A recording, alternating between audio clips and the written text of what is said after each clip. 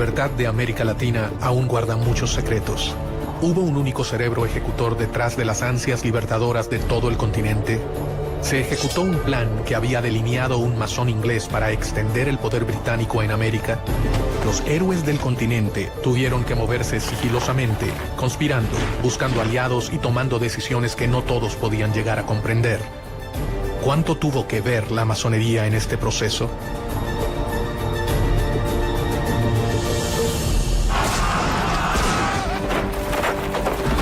Los máximos libertadores de América, Simón Bolívar y José de San Martín, se reunieron una vez en su vida, a solas, a puertas cerradas en la ciudad de Guayaquil.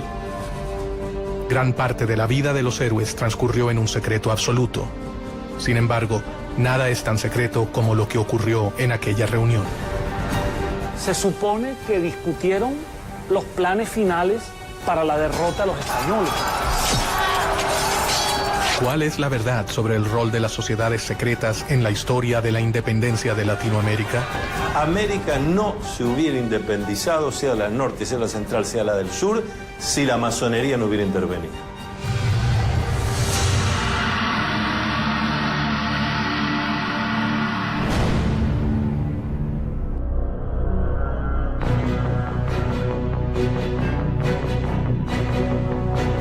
A lo largo de la historia, las sociedades secretas han manejado planes y alianzas ocultas para llevar a cabo sus objetivos.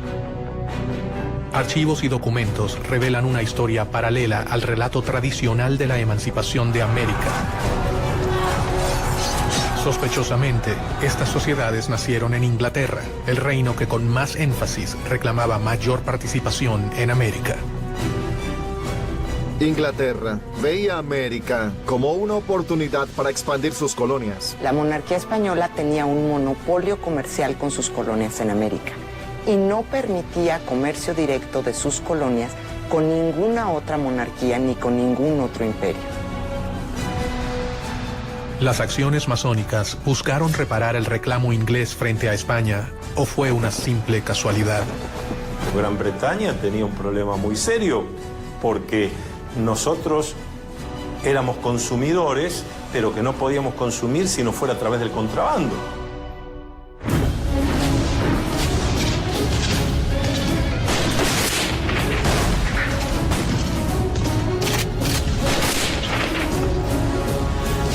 Después de las guerras napoleónicas, después de Waterloo, la economía inglesa está en una depresión y una recesión terrible, con altos niveles de desempleo, mucha disatisfacción, demostraciones populares, etc. Y la industria está como parada. Entonces, para Inglaterra, los puertos de las colonias españolas son extremadamente importantes.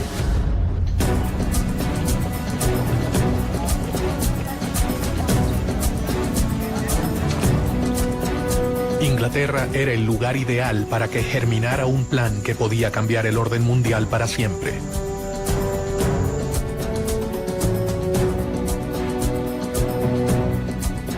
En este contexto, un venezolano conspiró contra el orden establecido. Francisco de Miranda. Miranda se va a convertir prácticamente en el americano más universal de su tiempo, en el criollo de mayor visión universal y de mayor preparación.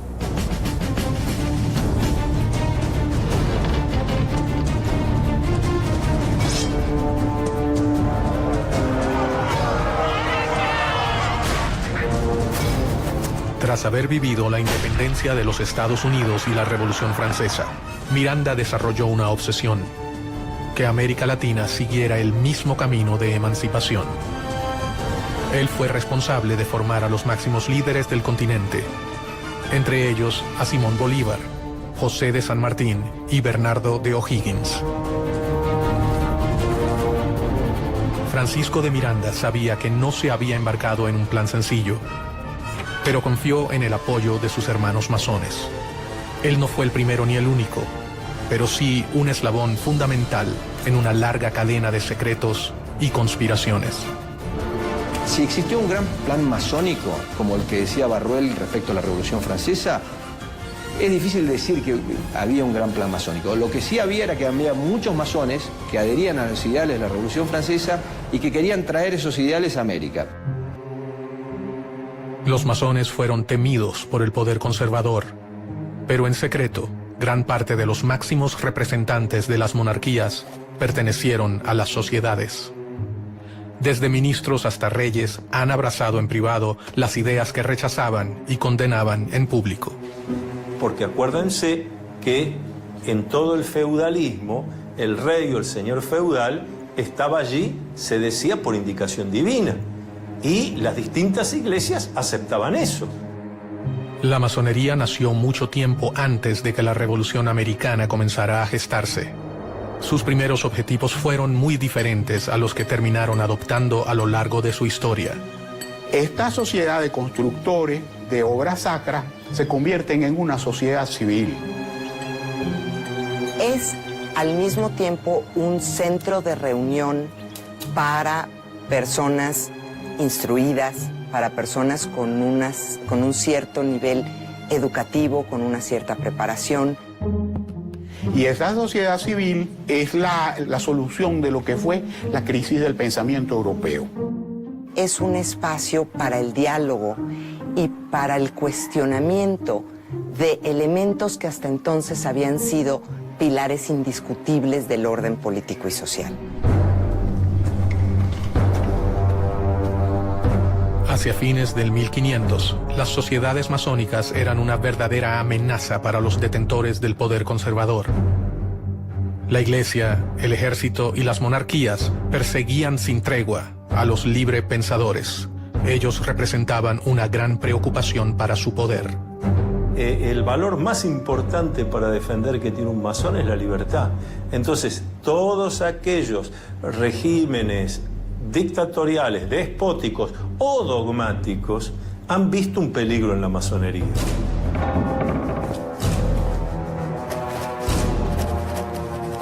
Clandestinamente, sin revelar sus verdaderas intenciones, los masones comenzaron a escalar posiciones en las estructuras tradicionales de poder.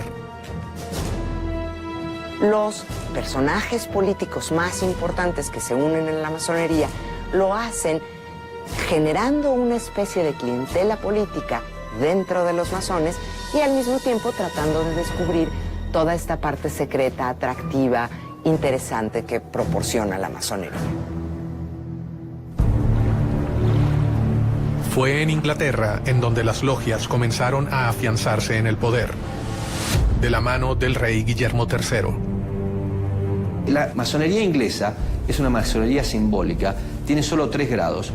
Y los masones ingleses son hombres honorables, que no conspiran ni contra la religión ni contra el rey.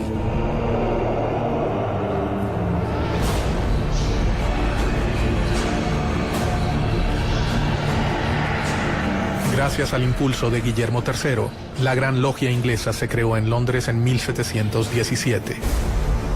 Ella sería fundamental para el resto de las sociedades. A partir de la Gran Logia Unida de Inglaterra aparece el libre y aceptado masón. Es decir, es el que se inicia en la orden, pero que ya no se va a ocupar de las construcciones externas, sino de una construcción interna, una construcción espiritual e intelectual. El poder de reclutamiento llegaría a niveles que los masones jamás habrían soñado. El rey inglés Guillermo III, fascinado por las nuevas ideas, se acercó personalmente a las sociedades masónicas y secretamente se unió a ellas. Se ha hecho mucha especulación sobre la condición masónica del rey. Realmente esa misma condición que de oficio, de gremio artesanal que tenía la masonería operativa, se lleva al campo profesional de los ejércitos.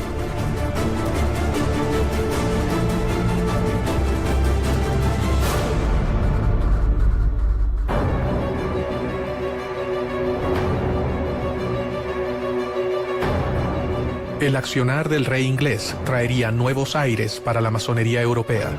Se fundan logias en países como Irlanda, Escocia, Francia y Alemania.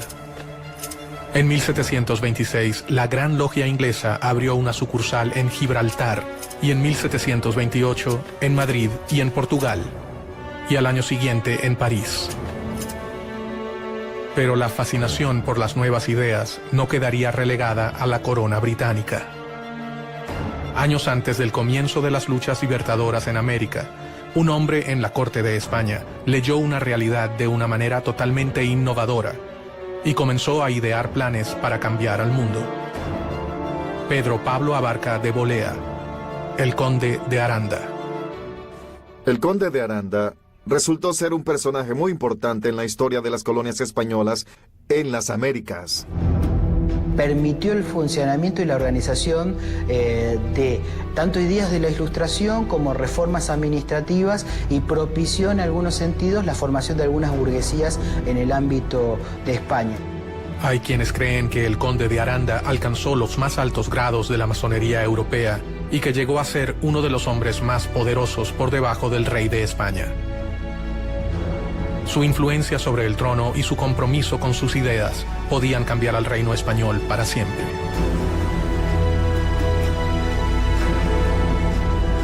Con su consejo, es probable que hasta el propio rey Carlos III haya formado parte de la masonería española. Carlos III es el monarca que decide implantar lo que se conoce en la historia española como las reformas borbónicas. Las reformas que impulsó Carlos III afectaron a las colonias en cuanto a su administración, a la división geográfica y al rol que cumplía la Iglesia en aquella época. Una de las principales reformas borbónicas es limitar el poder de la Iglesia Católica en los territorios americanos y en la misma península. Si realmente existió un plan para que Inglaterra ganara ventaja en América, con la masonería implantada en la corte española, este acababa de comenzar. Un rey podía ser la pieza fundamental para acabar con el reino ibérico. Estaban a punto de sembrarse las semillas de un plan que podía acabar con el imperio español en América.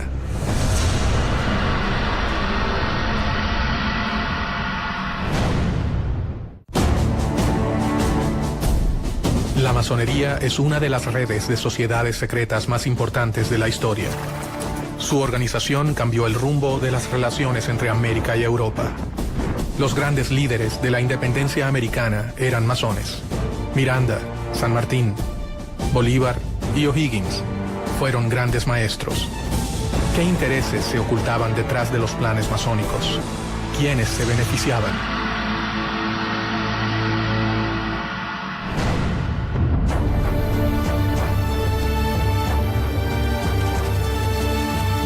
En las cortes europeas, para mediados del 1700, las ideas de libertad e igualdad habían ingresado gracias a los sigilosos planes de las sociedades secretas.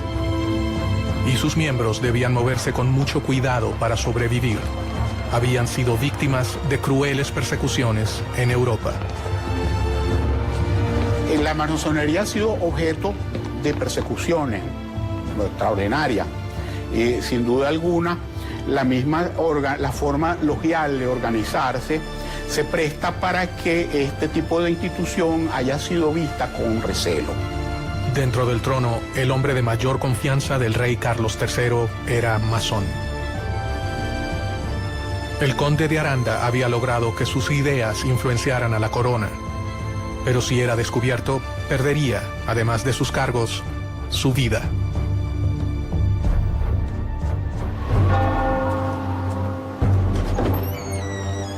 Obviamente que todo aquel que no respetaba los dogmas de la Iglesia Católica Apostólica y Romana era objeto de persecución por la Inquisición. La Iglesia tenía para los masones, eso era las mismas causas de herejía o la podría ser hasta la hoguera. Ningún masón podía violar los secretos de la orden y cualquier desliz podría finalizar en la muerte. En masonería existe un juramento de conservar el secreto. Y aquel que viola ese secreto, en el ritual de iniciación y en el ritual del juramento, Se afirma que será castigado cortándole la lengua, tirando sus cenizas al mar, en fin, una serie de castigos muy violentos que son, desde luego, de orden simbólico. El objetivo de esta enorme cadena de secretos no era proteger a la persona, sino al cargo que esa persona había conseguido para la orden.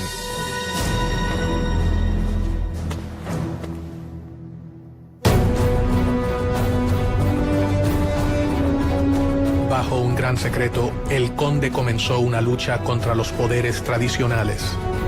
Todo hombre de poder tiene sus enemigos y el conde de Aranda no era la excepción.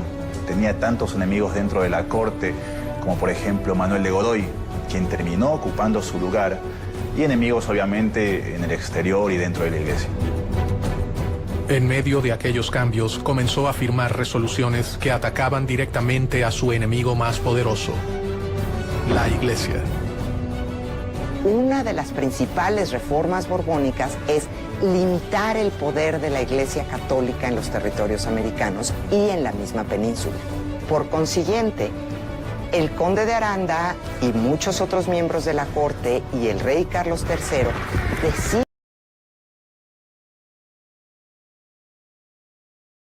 jesuitas de España y expulsar a los jesuitas de los territorios americanos españoles, de las colonias españolas, para limitar el poder de la Iglesia Católica. América era un lugar lejano y complejo. Allí se mezclaban los poderes otorgados a los virreyes con el poder de la Iglesia y las fuerzas extranjeras que buscaban beneficiarse, y los poderes que diferentes órdenes religiosas habían instaurado en el nuevo continente, especialmente los jesuitas. Ellos habían fundado ciudades, misiones y universidades, un gran ejército que respondería ante la voz de los seguidores de San Ignacio de Loyola. Aranda era un tipo brillante y él sabía, estaba consciente de las dificultades que implicaba gobernar territorios tan vastos como eran los territorios americanos y tan diversos desde la península. El conde de Aranda debía debilitar a sus oponentes si quería reducir el riesgo que corrían las logias. Y comenzó a pergeñar un plan secreto. Piensa que la mejor opción es dividir a América en 3 reinos independientes, gobernados por un miembro de la familia reinante, de preferencia por un hijo del rey, e implantar estos reinos independientes con una relación directa con España. Esto era para tener una relación más fluida con respecto al comercio y para que las decisiones no tardaran meses en llegar, o inclusive años. ¿Cuáles eran los verdaderos planes de Aranda? ¿Fortalecer a un imperio español o liberar a América para que pudiera comerciar libremente con Inglaterra? Los principales agentes de la época eran ingleses o franceses. Por tanto, aprovecharse de la posición de poder a fin de alcanzar el objetivo no era para nada descabellado. Fueran cuales fueran las verdaderas intenciones del conde de Aranda, sus ideas tenían fuertes detractores. Debía minar el poder de sus adversarios para que sus planes pudieran concretarse.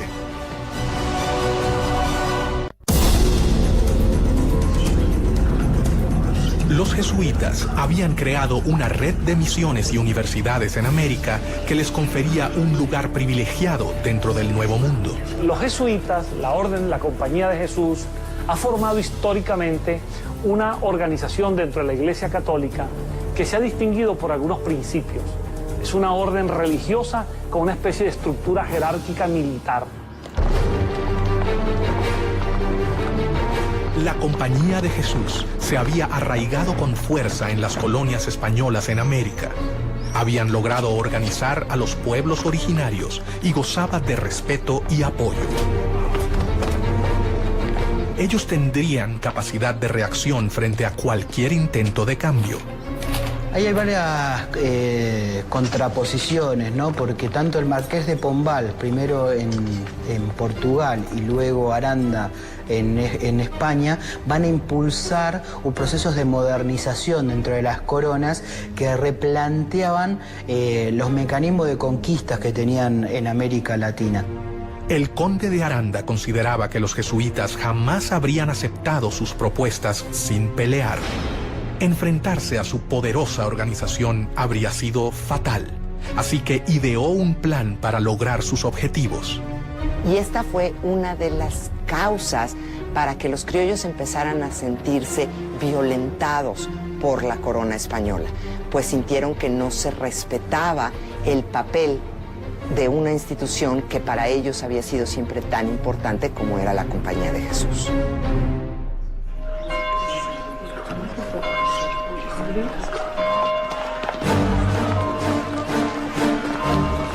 La expulsión de los jesuitas fue una de las obras masónicas más decisivas y mejor orquestadas de la historia. Un hecho que terminaría colaborando directamente con la independencia de las colonias americanas. ¿Cómo hacen para la expulsión de los jesuitas? Fue un plan coordinado de una manera extraordinaria. Ellos mandaron a todos los lugares donde había una congregación jesuita y asignaron la fecha para abrir los sobres. El conde de Aranda, gestor de esta acción, asestaba así un certero golpe al corazón de la iglesia. El plan que comenzaba a delinearse acabaría con el poderío del reino español.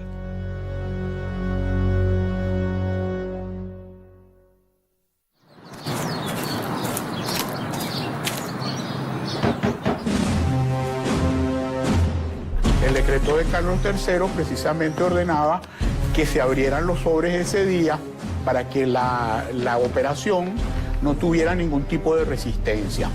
Al decreto de decir se abren los sobres, entonces esa era la gran noticia, y la gran noticia era que iban a ser expulsados de América todos los jesuitas. Pero en el momento que abrieron los sobres, esa fecha que se abrieron los sobres en toda América, en 24 horas estaban montados los jesuitas en los barcos y salían con destino al otro lado del Atlántico. Aranda había sentado las bases para terminar con las colonias españolas en América. Sin embargo, él nunca se imaginó que su plan se pudiera volver contra su propio reino. O si lo sabía y todo fue un plan británico para poder obtener ventajas en las colonias americanas.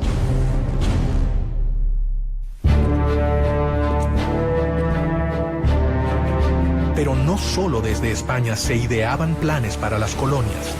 Inglaterra había enviado a sus posesiones en América a un importante masón que también tenía sus planes para el nuevo continente. Edward Trelawney. Él fue el gobernador británico de Jamaica entre 1738 y 1750 aproximadamente. A partir de 1739, en la isla de Jamaica, se instaló la primera filial de la Gran Logia de Inglaterra, una de las primeras al sur de Norteamérica. La masonería llegó a América desde fechas muy tempranas. Llegó primeramente a Estados Unidos. En 730 la trajo Benjamin Franklin a las 13 colonias americanas y se extendió bastante en las colonias norteamericanas. Posteriormente arribó a mediados del siglo XVIII a algunas de las colonias inglesas, especialmente a Jamaica. De la mano de muchos ingleses como Trelawney, las sociedades arribaron a América y desde allí dieron inicio a sus objetivos. La masonería estaba fortalecida en Inglaterra, así que Londres sería el lugar perfecto para ejecutar cualquier tipo de conspiración que los favoreciera. Inglaterra nunca ha tenido en política exterior razones idealistas. Inglaterra ha tenido siempre intereses. Después de la independencia de sus colonias americanas, Inglaterra ve necesaria la exploración de nuevos horizontes. Trelawney tenía un plan que elaboró detalladamente durante los 15 años que gobernó la isla. España debía compartir los beneficios de las colonias de América con la corona británica. Trelawney Creía que España no tenía los derechos comerciales exclusivos con América. La situación del monopolio comercial de España era completamente injusta. Él manejaba dos opciones. Un plan de conquista que resultaba costoso y prácticamente imposible, o impulsar la independencia para las colonias españolas. Muchas veces se olvida el tema de que no se podría haber hecho todo lo que se hizo sin el financiamiento necesario. Y ese financiamiento se acordó dentro de las logias. ¿Por qué un masón y agente del gobierno británico manejaba un plan tan similar a las logias españolas? ¿Casualidad?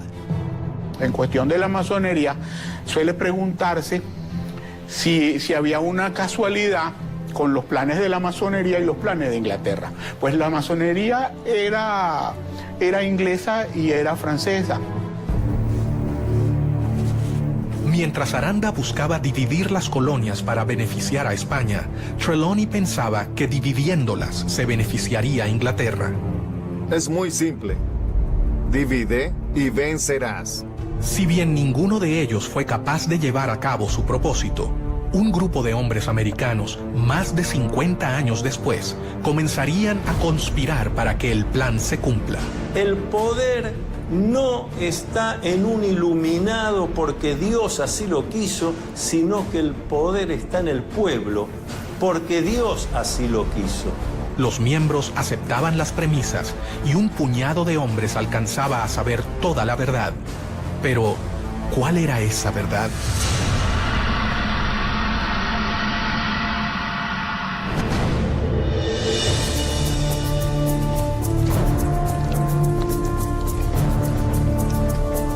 Los librepensadores llevaban a cabo una batalla interminable y desigual con la Iglesia.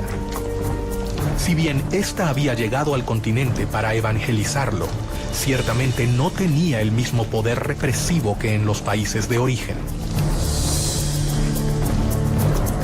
El despotismo ilustrado tenía un plan para elaborar su crecimiento comercial, su incorporación a lo que era la evolución hacia el capitalismo, y la Iglesia tenía sus planes a largo plazo. En paralelo a la llegada de las logias al continente, los jóvenes americanos viajaban de América a Europa con el fin de transformarse en los administradores de las colonias españolas en el Nuevo Mundo. Francisco de Miranda fue el primero en llegar. Unos años más tarde viajarían Bernardo de O'Higgins, José de San Martín, Simón Bolívar, Andrés Bello López, entre otros. Otra vez, el lugar de reunión de todos ellos sería Londres. ¿La corona británica estaba interesada en promover a los jóvenes americanos? Muchos de los jóvenes americanos se van a estudiar a Europa. Muchos de ellos también están buscando una educación más cercana a la Ilustración. Inglaterra siempre fue un lugar donde podían desarrollarse diferentes ideas. En Europa se encontraron con una realidad totalmente diferente a la que esperaban hallar. Están buscando una educación más cuestionadora, menos vinculada con la Iglesia, menos vinculada con el conocimiento tradicional. Y es en Inglaterra en donde hay un foco cultural, social, político, donde se está gestando el seno de este pensamiento ilustrado. Los jóvenes que partieron con el fin de realizar estudios formales terminaron convirtiéndose en los héroes de la independencia o en las manos operativas de un plan que había comenzado a forjarse antes de sus propios nacimientos. Casi se podría decir que Inglaterra funcionó con esta fórmula. Inglaterra le brindaba apoyo a Miranda. Francisco de Miranda, el americano más universal, se convertiría en una pieza clave de los planes independentistas. Miranda es un personaje muy interesante, porque es un personaje que tiene una carrera increíble antes de llegar a América, antes de llegar a tratar de impulsar la independencia de América. Es general del ejército francés, pelea en la Revolución Francesa, pasa por la corte de Catarina la Grande en San Petersburgo, vive en Londres y se conecta y está mano a mano con personajes importantísimos de la política inglesa. Miranda fue el padre de la independencia del continente, uno de sus ideólogos, protagonista de sus batallas y personaje fundamental en el diseño de una estrategia para llevarla a cabo. Miranda es un gran conspirador. Miranda es el gran arquitecto de la revolución, el gran arquitecto del proceso independentista. Miranda viajó hacia España en 1771, donde su vida cambiaría para siempre, y con ella el futuro de todo un continente. Sus contactos con la masonería le permite vincularse a Inglaterra para después convencer y sumarse con ciertas masones que estaban convencidos de que era necesario un proceso de emancipación para propiciar el libre comercio contra España. Ya en Europa, el joven Miranda comenzó su carrera militar para obtener el cargo de capitán en el ejército. Lo que hay que decir de Francisco de Miranda es que es un esclarecido. Es una persona con una mente brillante que comprende la importancia del lugar y del momento para empezar a desarrollar ese germen de libertad que es darle a América hispanoparlante la libertad de España. Paralelamente, se deslumbró con las nuevas ideas que se estaban gestando en el viejo continente. Miranda fue un político, un militar, un diplomático, un escritor, pero ante todo fue un gran humanista. Comenzó a armar su propia biblioteca, adquiriendo las obras de los pensadores más importantes de la época, lo que más tarde le traería innumerables problemas. Miranda, allí en España, se había interesado en la lectura de obras prohibidas, tipo político, filosófico, obras de los enciclopedistas, de los ilustrados, y la Inquisición estaba muy pendiente de las personas como él que leían estas obras. Poco a poco, Francisco de Miranda comenzó a forjarse un nombre, pero una acusación cambiaría el rumbo de su vida para siempre. La Inquisición estaba dateada, vamos a decirlo así, o le pasaban información de parte de los rivales militares que tenía Miranda. Se le acusaba de tener libros prohibidos y por eso tuvo que prácticamente venirse con Cajigal. Cajigal hace una jugada que le permite a Miranda escapar de la Inquisición.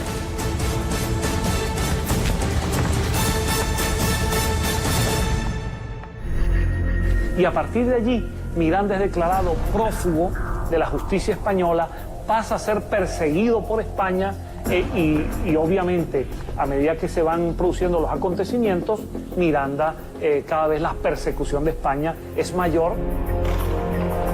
El 10 de julio de 1783 llega a los Estados Unidos. Ya se ha producido la declaración de la independencia, el hecho independentista de Estados Unidos, y Miranda se apasiona por ese proceso. Y Miranda va a viajar por distintas ciudades de los Estados Unidos, tratando de tomar contacto con esa realidad, con las causas que llevaron a la independencia, con la manera como los Estados Unidos de América se ha independizado de Inglaterra y sobre todo toma contacto con los ideales de los independentistas norteamericanos. En Estados Unidos, Miranda terminaría de comprender qué debía hacer. Había llegado al país que acababa de independizarse y allí conoció a los grandes protagonistas de la independencia. Especialmente trabó relación con George Washington. Tuvo entrevistas con líderes como Jefferson, Hamilton, Knox, es decir, con figuras muy importantes en la conducción del nuevo país independiente en Norteamérica. No se sabe exactamente dónde se inició el general Francisco de Miranda como masón. Algunos historiadores afirman que fue en 1774, en Madrid, y según el rito, York. Otros dicen que fue iniciado por el mismo George Washington en la Logia de Virginia. Muchos historiadores se preguntan cómo era posible que este joven, nacido en Caracas, de ascendencia isleña, canaria, que empezaba a ser perseguido por España, pudiese ser recibido en los Estados Unidos por el presidente de la nación y por los principales líderes de esa nación. De allí nace, entre muchos historiadores, la posibilidad de que Miranda en esa relación haya estado apoyado por la masonería. Su futuro comenzaba a dibujarse. El hombre que había servido al ejército español alrededor del mundo estaba por transformarse en la pieza clave para que perdieran sus colonias en América. Debajo de la mesa, alguien estaba poniendo en marcha los planes elaborados por el conde de Aranda y Trelawney, el viejo gobernador de Jamaica. La idea era separarse de España y de alguna manera seguir el modelo republicano que ya se había establecido en Estados Unidos. Miranda se ha convertido en masón, comenzando así a conocer las ideas más revolucionarias de la época. Ha vivido la independencia norteamericana de cerca, haciéndose eco de los ideales revolucionarios. Ha sido acusado por el país por el que arriesgó su vida y ahora mira hacia su continente. El futuro héroe de la revolución comenzó a desarrollar cada vez más sus planes para independizar a América, pero sabía que no podía hacerlo solo.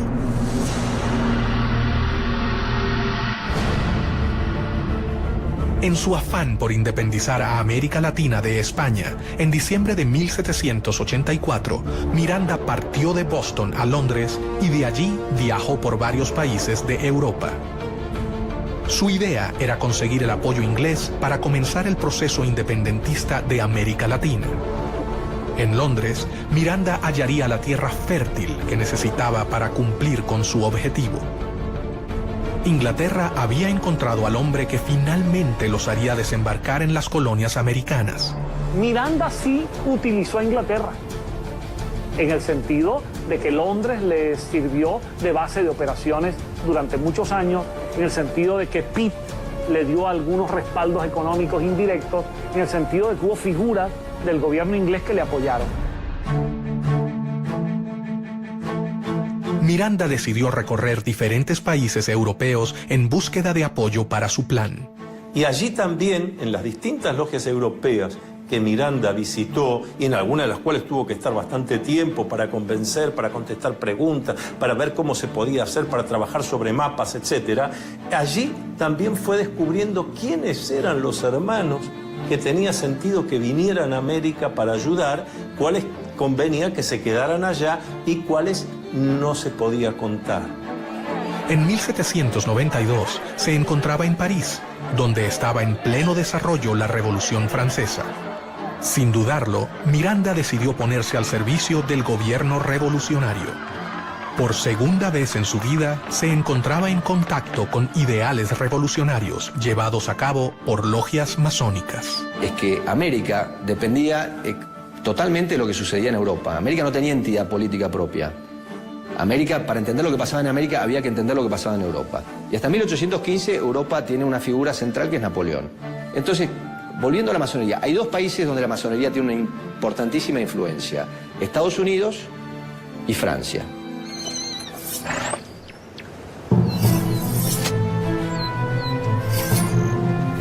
La Asamblea Legislativa, el gobierno francés en la época, lo destinó a Bélgica y Holanda para defender a la Francia revolucionaria del ataque de los ejércitos absolutistas.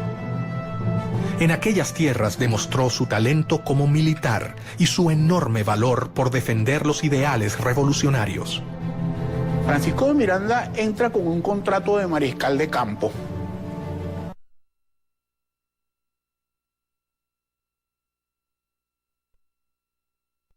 Parte activa en este proceso.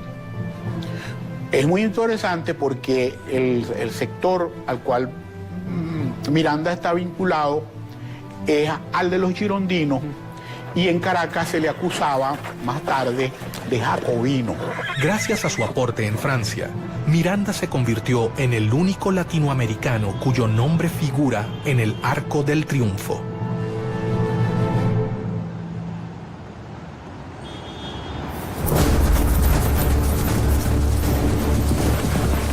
Miranda era un enemigo de España. Londres era su aliada. Allí sabían que él era la persona indicada para llevar a cabo el plan que desarrolló Edward Trelawney.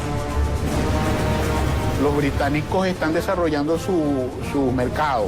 Los británicos se están convirtiendo en dueños de los mares.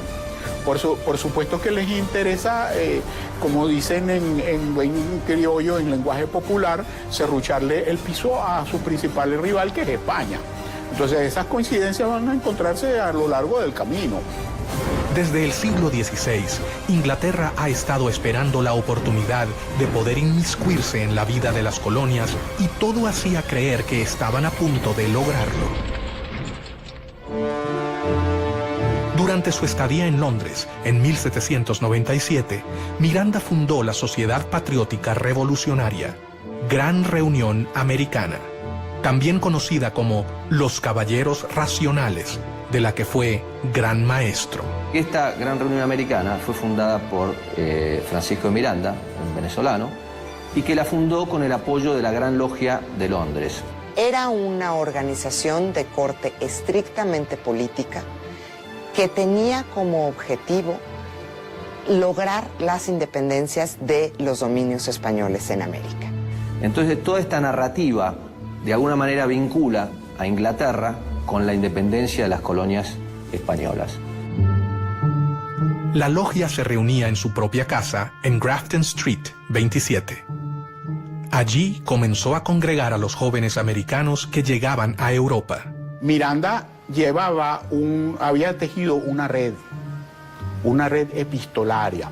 Bueno, el trabajo de Francisco de Miranda es el trabajo de alguien que se empeña en difundir como se hacía en aquella época, escribiendo cartas, dando conferencias a muy pocos, hablando cara a cara con unos y con otros, porque no había medios de difusión masiva. En estas reuniones comienza a preparar su plan más oculto. Estaba dispuesto a ofrecer su vida por la libertad de su continente y pensaba que un gran número de americanos seguirá su camino. La masonería le había enseñado el modo más seguro y efectivo de que sus planes llegaran a concretarse. La Gran Reunión Americana fue la simiente de una serie de agrupaciones que se establecieron por toda España, después en Sudamérica, en Nueva España e incluso en Estados Unidos y en Londres. En su propia casa, Miranda comenzó a seleccionar a los jóvenes que participarían de su logia. Lo que Miranda organiza en Londres es una reunión de hombres que se instruían, generalmente eran hispanoamericanos o españoles, que eran instruidos por Miranda exactamente en la causa de la independencia de América. Cada uno de ellos llegó de los puntos más remotos de América. Sus exigencias eran grandes y esperaba que solo los jóvenes valerosos lo aceptaran. Los candidatos a iniciarse en la masonería, por lo general, son personas que viven en un lugar y que pueden asistir a las tenidas regularmente durante un tiempo indefinido. A diferencia del conde de Aranda, Miranda contaba entre sus tropas con una gran cantidad de jesuitas, alrededor de 300. Durante el proceso de la independencia de Hispanoamérica, numerosos jesuitas participaron activamente en favor de la causa independentista, a diferencia del clero tradicional español que, en líneas generales, reflejaba los intereses de la monarquía. Él intercedió directamente ante el ministro William Pitt para que fueran benévolos con ellos. Cuando algunos jesuitas fueron capturados dentro de los conflictos entre Inglaterra y España, algunos de sus jesuitas eran mirandinos, eran favorables a la causa de Miranda, y Miranda intervino ante Pitt para que los liberara. Más rápidamente de lo que creían, los enemigos de España se unían. Increíblemente, el plan del conde de Aranda estaba por tomar forma, pero no se realizaría para proteger al reino.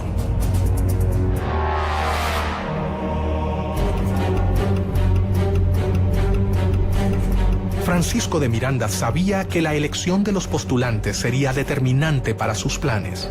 Ellos tenían que ser líderes, comprometidos, fuertes y por sobre todo tenían que abrazar su causa y la masonería. No podía exponerse a que sus planes quedaran expuestos. Miranda había redactado un juramento, tal cual se hace en las logias masónicas.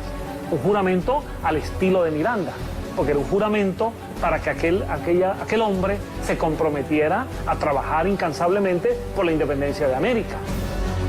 Mucho secreto, valor y constancia son la égida que os escudará de los brazos de los tiranos, decía Miranda a sus adeptos. No ha podido establecerse la fecha ni el lugar en los que Miranda se inició en la masonería, aunque no existen dudas de su condición de masón. Formaba parte así de logias internacionales. Su actuación dentro de las logias, su decisión de crearlas, se debía a un plan superior digitado por la Gran Logia Inglesa. ¿A quién respondía Miranda?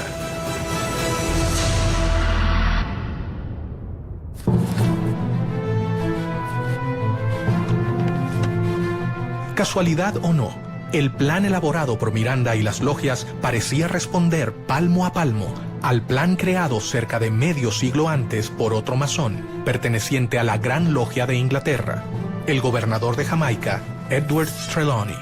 Si bien se parecen en cuanto al rol del comercio en América y en cuanto a quién sería el más beneficiado, divergen con respecto a su finalidad.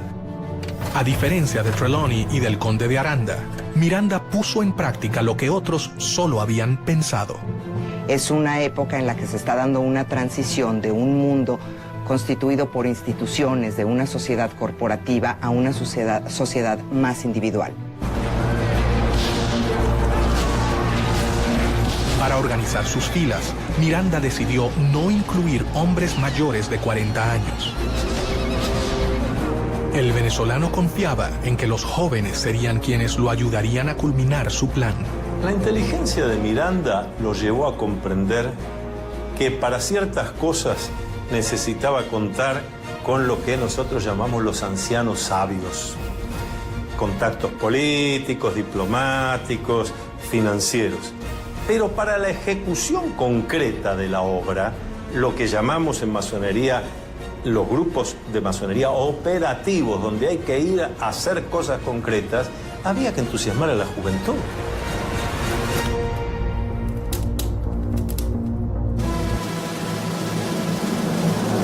Poco a poco, un plan se hacía evidente.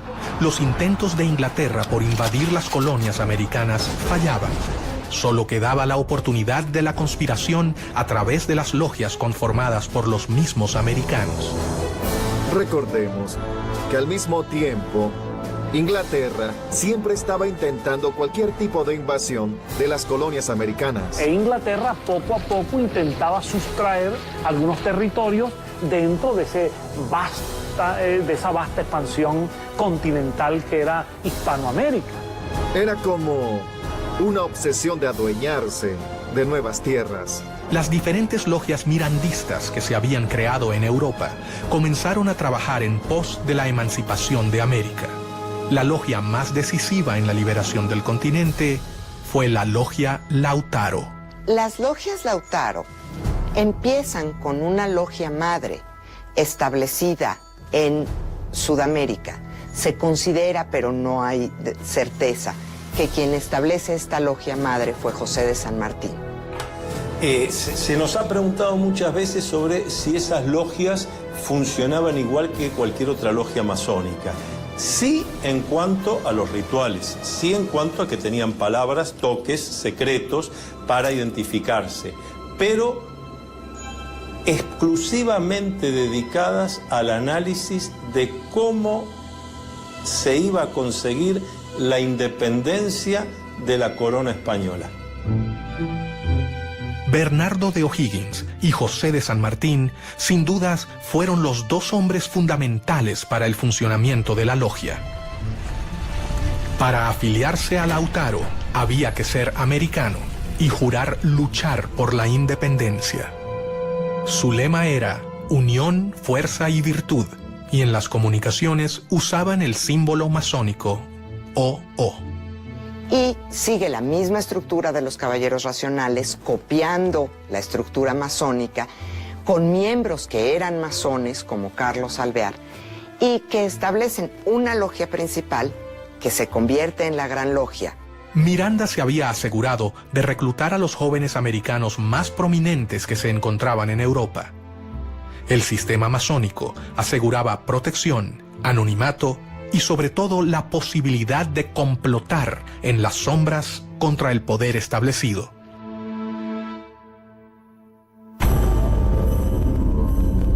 Mientras que las logias se afianzaban en América, sus líderes debían tomar las precauciones necesarias para proteger a sus miembros. La clave de la supervivencia se encontraba en sus intrincadas estructuras, su complejo modo de ingreso y su compromiso de silencio. Las logias que operaban aquí practicaban rituales masónicos que tenían que ver más que nada con el sistema de grados. Según el grado que cada hermano tenía dentro de la logia, era el conocimiento de la parte del plan que tenía. El ascenso del grado tiene que ver con la lealtad que hayas demostrado a la causa de la independencia o a la causa de los gobiernos independientes. Las logias Lautaro tienen solamente 5 grados y el último grado está destinado para los líderes militares, que son aquellos que van a controlar, que son aquellos que van a llevar el mando de las armas en las independencias y después, mediante las armas, van a sostener los gobiernos independientes recién establecidos. Ninguno tenía todo el plan, de manera tal que si alguno de los hermanos hubiera caído en manos del enemigo y bajo tortura se hubiera visto obligado a revelar algún secreto, el secreto que revelaba era apenas un trocito de la totalidad.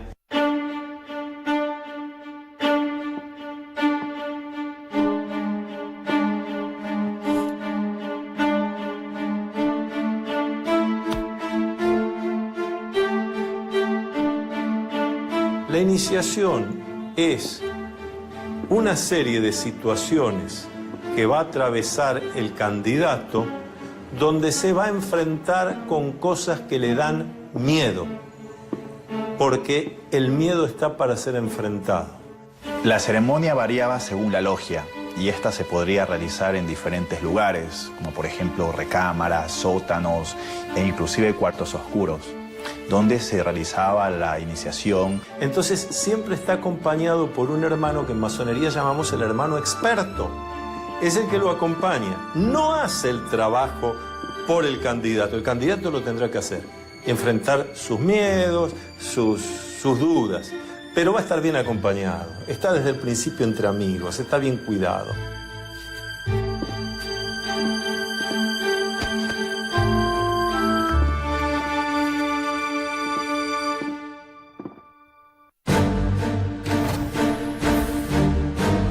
Uno de los primeros en unirse a la logia fue Bernardo de O'Higgins. O'Higgins era hijo natural de Ambrosio O'Higgins, virrey del Perú. José de San Martín, O'Higgins, Simón Bolívar y tantos otros masones han recibido la influencia de Miranda de una manera muy concreta, muy positiva, porque son los que después llevan a la práctica con las armas la posibilidad de lograr países democráticos en América. A los 15 años fue enviado a estudiar a Londres y allí conoció a Miranda. Miranda le inculca a O'Higgins, a través del diálogo, a través de la lectura, 2 cosas fundamentales: ideas de libertad y espíritu de lucha, para lo cual Miranda llega a convertirse en un completo maestro para O'Higgins. En 1801, Miranda le encomendó a O'Higgins que fundara una logia Lautaro de caballeros racionales en Cádiz. Hay 3 documentos importantes sobre la Sociedad de Caballeros Racionales y esos documentos de alguna manera nos dan algunas pautas de lo que pudo haber sido esta sociedad, qué vinculación tuvo con la masonería y qué vinculación tuvo con la logia Lautaro. Miranda le escribió un texto que concluía: «Leed este papel todos los días durante vuestra navegación y destruidlo enseguida, No olvidéis ni la Inquisición, ni sus espías, ni sus sótanos, ni sus suplicios. En logias como las lautarinas, los secretos eran más imprescindibles, porque ahí había una guerra. Entonces, en medio de una guerra había necesarios los secretos, la inteligencia, la contrainteligencia. La logia comenzaba a convocar a los jóvenes más prometedores del continente, quienes estaban unidos entre sí por un lazo mucho más grande que el de la voluntad política. Ellos compartían todo un sistema secreto de fraternidad y solidaridad que habían comenzado a completar con un solo objetivo: terminar el dominio español en el continente.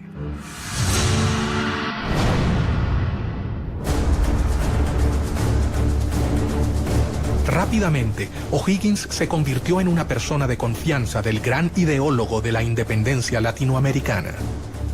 En una de las tertulias que solían compartir, Bernardo le narró la historia del cacique Lautaro.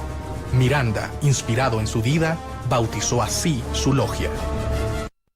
Lautaro, en homenaje a un cacique de un pueblo originario de nombre Lautaro, que había combatido y había muerto peleando contra el ejército español del rey. Entre los amigos de Miranda se encontraba su compatriota Juan Bolívar, el padre de Don Simón, a quien conocería en el primer viaje que éste realizó a Europa. Una relación compleja, no una relación fácil. Vamos a ubicarnos históricamente. Miranda nace en Caracas en 1750. Bolívar nace en Caracas en 1783. Cuando Bolívar está naciendo en Caracas, Miranda está en los Estados Unidos, concibiendo a sus 33 años toda la relación de conocimiento de la independencia de los Estados Unidos y proyectando su lucha independentista en América. De modo que la diferencia de 33 años es muy significativa para entender la relación entre estos dos gigantes de la independencia americana. Bolívar llegó a Cádiz en 1803 y rápidamente fue admitido en la sucursal de la Gran Logia Americana, la Sociedad de Caballeros Racionales. Mientras que sus seguidores comenzaban a prepararse en Europa, Miranda decidió intentar realizar la primera revolución. El objetivo sería su país natal, Venezuela. Se habla de un intento fallido, una intentona golpista incluso de Francisco de Miranda en Coro y en Ocumare. Esto es una historia muy interesante porque ahí hay un inicio de la independencia. Para ello, primero viajó a New York. En los Estados Unidos, él concibe una expedición con la cual invadir las costas venezolanas y él pensaba que desde allí se iba a incendiar la pradera, se iba a lograr que los pobladores lo vieran a él como un redentor, como un liberador, y a partir de allí se iba a producir un estallido de independencia en Venezuela y en el continente. En febrero de 1806 partió rumbo a Venezuela con 3 barcos, uno de ellos llamado Leandro, por su hijo. La guerra había comenzado. Esos 3 barcos que él arma, antes que él termine de armarlo, ya la comunicación de Estados Unidos a España y de España a las colonias había llegado. Pero la primera expedición se frustraría antes de su inicio. Primero, el desembarque en Ocumare de la Costa, 1806, y es repelido, es descubierto por los españoles y las embarcaciones en que él venía son cañoneadas. Pero ¿qué pasa con Miranda en el 58 Grafton Way? Él regresa con su esposa, la madre de Leandro, Miranda, que después fue presidente del Banco Inglés en Venezuela años más tarde. Si eso le dice algo, bueno, yo lo dejo allí con esta interrogante. Y él logra huir en el Leander, logra huir y refugiarse en las Antillas, pero las otras 2 embarcaciones terminan siendo apresadas por los españoles e incluso son ahorcados la mayor parte de los que venían como tripulante y como guerreros en esas embarcaciones. Pero el hecho es que él sigue pensando en que el momento de la independencia de América ha de cuajar en algún momento. Y va a comenzar el periodo londinense en que Miranda concibe la lucha por la independencia desde Londres de otra manera. Lo primero que hace es fundar un periódico, El Colombiano. De modo que Miranda, además de un gran memorialista, Miranda se convierte en un pionero del periodismo también.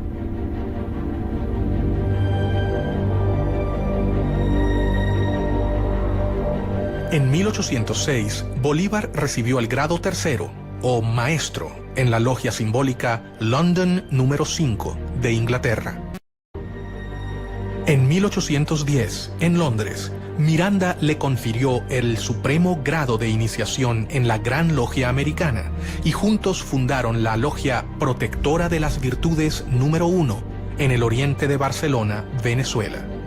Bolívar estaba totalmente convencido de que todos debían dar su vida por la causa americana. Simón Bolívar también va a ser una figura clave en el proceso emancipatorio del norte y de hecho también después va a tener contraposiciones y discusiones con los masones porque va a terminar prohibiendo el funcionamiento de la masonería en Colombia, sabiendo que después también los masones podían conspirar contra él.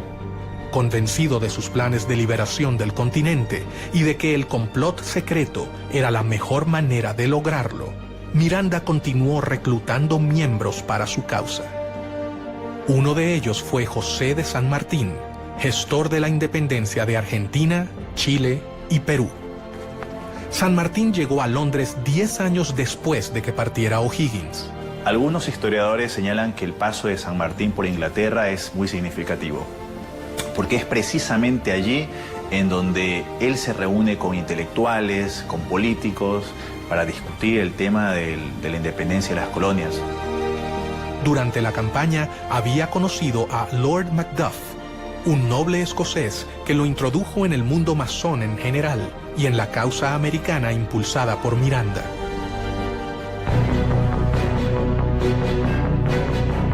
Fue allí donde San Martín hizo contacto por primera vez con círculos de liberales y revolucionarios que simpatizaban con la lucha por la independencia americana. Si San Martín fue un agente inglés, es una gran pregunta. A los pocos que han sostenido que es así, han sufrido la ira del dogma sanmartiniano. ¿Cómo poder decir semejante cosa? El centro de difusión y reclutamiento continuaba siendo Londres. Allí, según algunas fuentes, San Martín se reunió con sus compatriotas Alvear y Zapiola. ¿Por qué razón San Martín se incorpora a esta logia? Es otro de los grandes misterios. Se incorpora después de haber estado casi un año en los campamentos del ejército inglés en Portugal. ¿Cuánto sabía el reino inglés de lo que sucedía dentro de su territorio? La realidad es que tenemos que entender qué es lo que significa la palabra agente. Lo que queda claro a cualquiera que lee la correspondencia diplomática y los archivos ingleses es que San Martín era un anglófilo.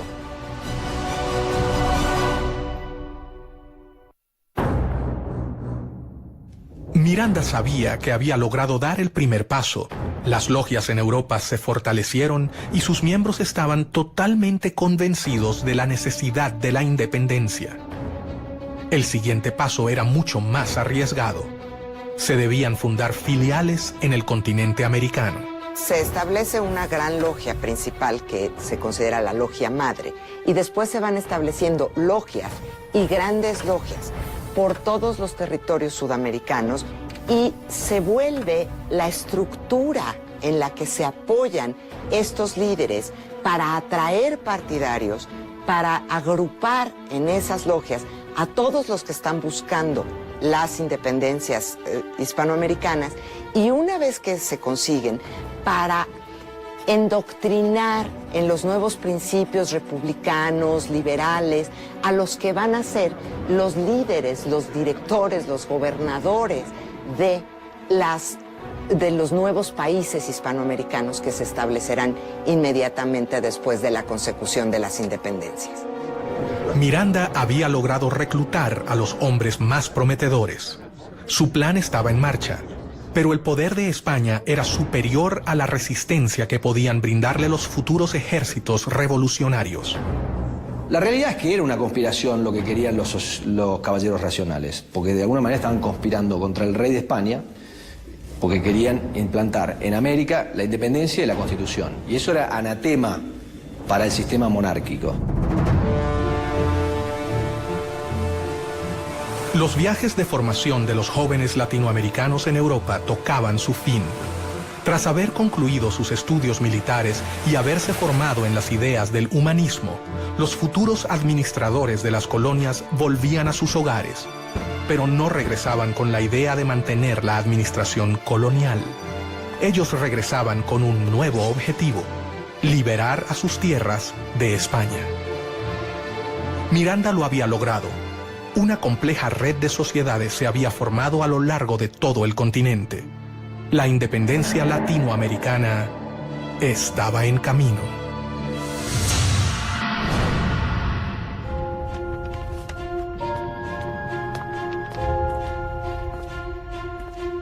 Mientras tanto, un hecho externo colaboraría con la causa: la llegada de Napoleón al trono de Francia y la instauración del Primer Imperio llevaron a Europa a una era de guerras, caos, alianzas y traiciones.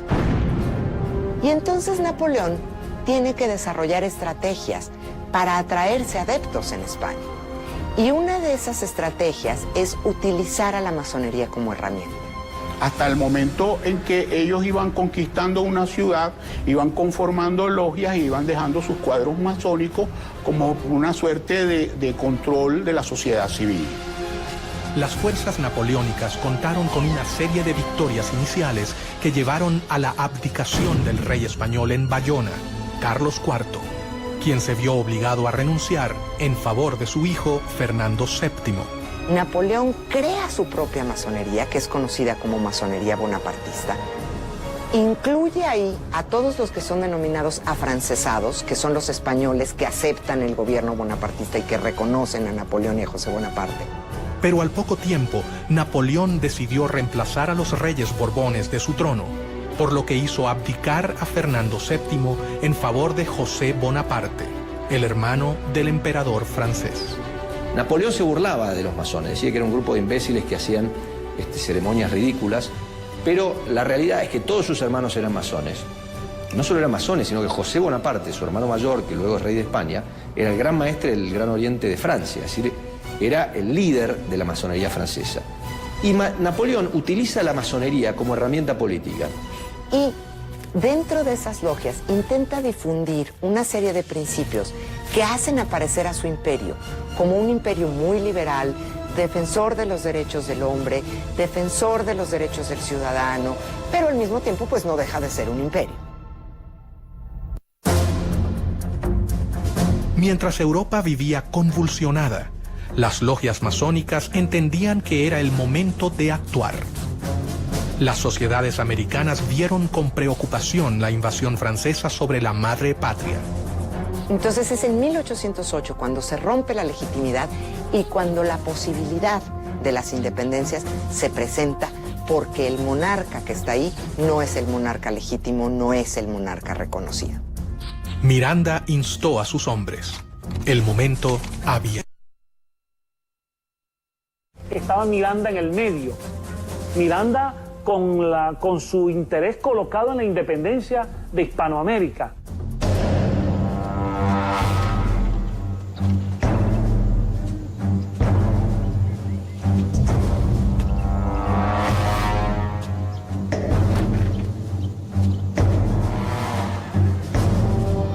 La primera logia masónica mexicana se creó en 1804, a principios de la lucha por la independencia en Ciudad de México, en la calle de las Ratas, número 8.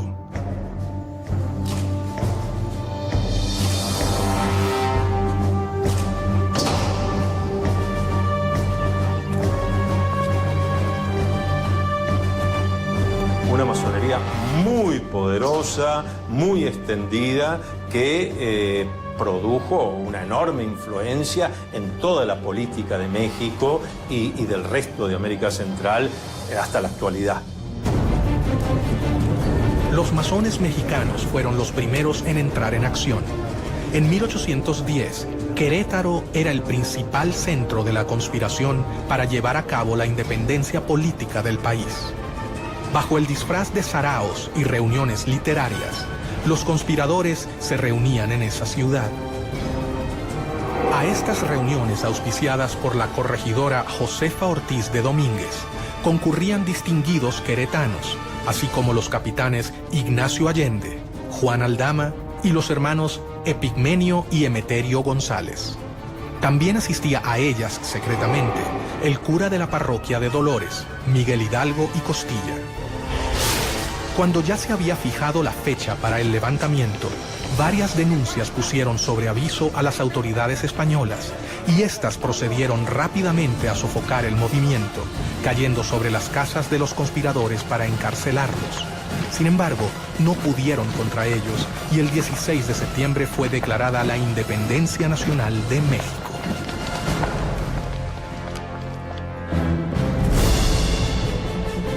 Bolívar y Miranda se reunieron en Londres, dispuestos a no posponer más sus planes independentistas. De hecho, el joven Bolívar toma la iniciativa, no autorizada por la Junta de Caracas, de invitar a Miranda a volver a Caracas. Bolívar partió de Londres rumbo a La Guaira, donde llegó en diciembre de 1810. Pocos días después, también llegó a La Guaira Francisco de Miranda. Cuando Bolívar retorna a Caracas, Miranda, por discreción, toma una embarcación una semana después. Y Miranda llega a finales del año 1810 a Caracas, una semana después que Bolívar ha llegado. Miranda volvió a Venezuela a instancias de Bolívar, que había comenzado las guerras por la independencia. Los acontecimientos se precipitan en Caracas.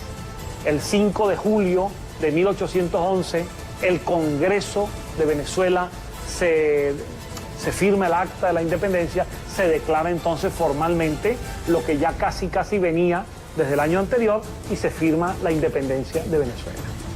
Para ese acto de la independencia, Miranda es diputado y firma el acta de la independencia.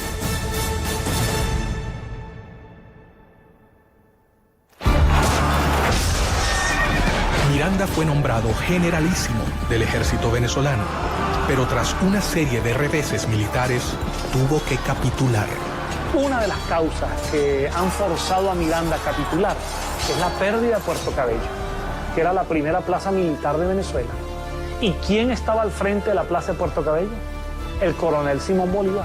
Miranda y otros 400 patriotas a los que al capitular se les había prometido la posibilidad de exiliarse, fueron apresados. Fue tomado prisionero por un grupo de oficiales venezolanos, entre ellos Simón Bolívar.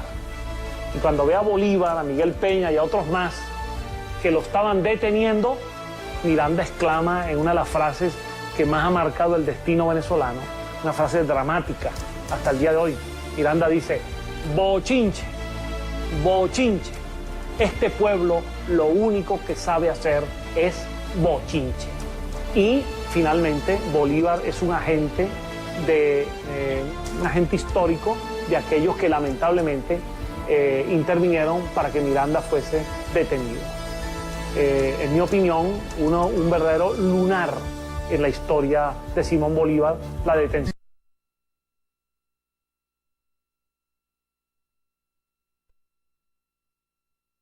Hasta el momento eran confusos. El plan había sido preparado paciente y ordenadamente. Los masones no podían contar con un mejor contexto para ejecutar sus planes de independencia. América era un reguero de pólvora que quedaba a 10.000 kilómetros de la metrópoli que la dominaba desde hacía casi 3 siglos. De hecho, las logias masónicas permitieron resguardar este funcionamiento para permitir organizar y libertar a América dentro de un gobierno que era opresivo. Los masones habían cambiado definitivamente los libros y sus reuniones por las armas. Era el momento de la acción.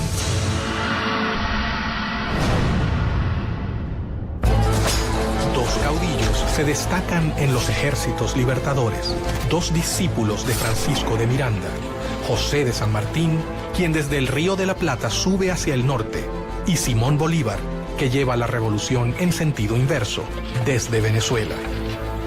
El ataque al poder podía triunfar si se hacía en simultáneo, como si fuera un plan orquestado.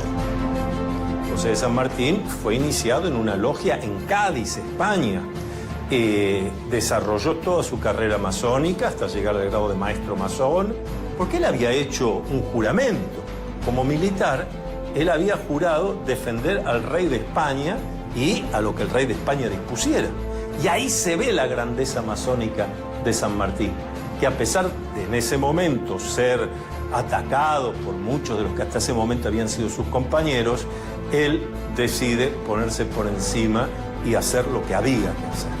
El cónsul norteamericano en Buenos Aires, a principios de 1819, dice claramente, hasta ahora, el principal aliado de Inglaterra en esta parte del mundo es San Martín. De hecho, hay cartas del cónsul inglés en Buenos Aires, Robert Staples, en el año 1817, en donde se reúne con San Martín y San Martín le dice que San Martín le pide que Inglaterra le haga llegar a él en privado su punto de vista de cómo tiene que seguir el tema de la revolución. Pero Fernando VII logró regresar a su trono y cuando lo hizo, consciente del poder de las logias, instaló nuevamente el régimen absolutista. Persiguió el constitucionalismo, el liberalismo y la masonería, a los que reprimió con la policía y la Inquisición. Pero la batalla estaba prácticamente perdida. Primero, cuando decían vamos a fernandear, en cierta medida lo que estaban diciendo es vamos a generar una monarquía constitucional, que en algunos casos era llegar a simplemente constituir un mecanismo de gobierno del pueblo, pero todavía respondiendo a un monarca o algunas organizaciones centrales. El proceso de independencia encontraba escollos. Las diferencias entre sus actores crecían. Todo parecía indicar que era más sencillo ponerse de acuerdo en liberar a América Latina de España que en sentar las bases de un nuevo tipo de sistema de gobierno.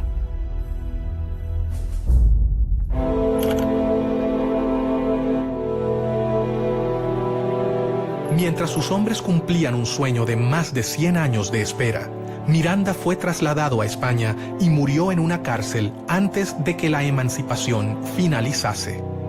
El venezolano murió solo, pero sus ideas ya parecían ser realidad.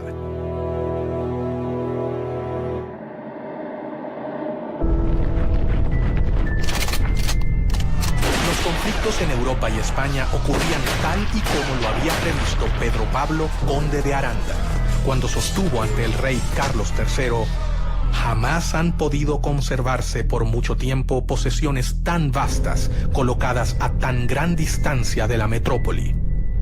Sin embargo, no se transformaban en reinos leales al imperio español. Todas estas diferencias marcan en cierta medida también algunos posicionamientos de intereses que tenían cada uno de los grupos, tanto regionales como de las alianzas estratégicas a nivel internacional que tienen cada uno de ellos. Los masones siguieron sus planes. Cientos de miles de hombres de todo el continente han abrazado su causa. Sin embargo, un hecho dejaría abierta para siempre una pregunta que jamás ha podido ser respondida. El 26 de julio de 1822, en medio de las batallas, los dos generales, Bolívar y San Martín, realizaron una reunión a solas en la ciudad de Guayaquil. Era evidente, era necesario que se reuniesen los dos grandes libertadores, Bolívar y San Martín, que hasta ese momento no se conocían personalmente. Este va a ser su primer y único encuentro en 1822. Ellos conversaron y esas palabras, que nadie jamás supo, cambiarán la historia del continente.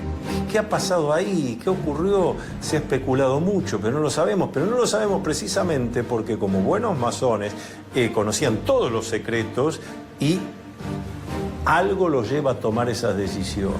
Bajo una de las versiones más popularizadas, por ejemplo, en la Argentina, la influencia inglesa fue bastante nefasta y de alguna manera impidió que San Martín terminara su tarea liberadora y que de alguna manera lo forzó a retirarse de América en su entrevista con Bolívar. Tras conversar a solas, los hombres se despidieron. Pero al salir, la realidad había cambiado. Bolívar finalizaría la gesta independentista. San Martín se retiraría a Europa. Yo no sé si San Martín era un agente inglés. Lo que sí sé es que San Martín era un hombre que tenía convicciones políticas muy conservadoras que era conveniente para Inglaterra. ¿Tuvo algo que ver Inglaterra en esta reunión?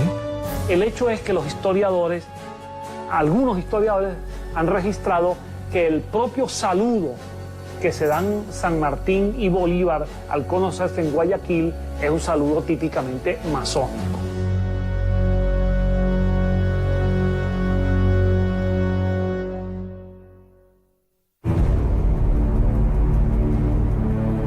Nunca se sabrá hasta dónde Inglaterra colaboró con la independencia de América, pero sí es un hecho que los héroes de la emancipación supieron cómo canalizar los conflictos políticos de la época utilizándolos a su favor. Napoleón decía que la historia no era más que una ficción acordada por la mayoría. Muchas veces lo que sucede es que la historia que escuchamos no es la historia real, es la historia que queremos escuchar de alguna manera o que nos gustaría escuchar. Entonces, con la masonería siempre hay un tema, porque en la explicación o en la versión oficial de la historia de la Gran Reunión Americana, inevitablemente se vincula la Gran Reunión Americana con Inglaterra y a Inglaterra, a su vez, con el proceso de la independencia. El plan de Trelawney, la recomendación del conde de Aranda y el sueño de Miranda lograba ser concretado por estos jóvenes que cumplieron con sus promesas hasta el final: liberar al continente americano. Yo te puedo decir que la independencia de toda América, América del Norte, América Central y América del Sur, es el resultado del trabajo de los masones en sus logias y de un plan masónico universal.